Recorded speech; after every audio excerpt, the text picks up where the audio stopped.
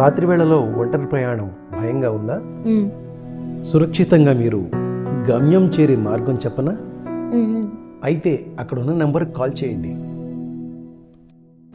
Railway station, bus stand, మరేదైనా ప్రాంతాల నుండి రాత్రి వేళల అత్యవసర పరిస్థితులలో ప్రయాణించే మహిళల రక్షణ కోసం జీపీఎస్ సౌకర్యంతో సురక్షితంగా గమ్యస్థానం చేర్చే వాహనాలను పోలీస్ డిపార్ట్మెంట్ ఏర్పాటు చేసింది.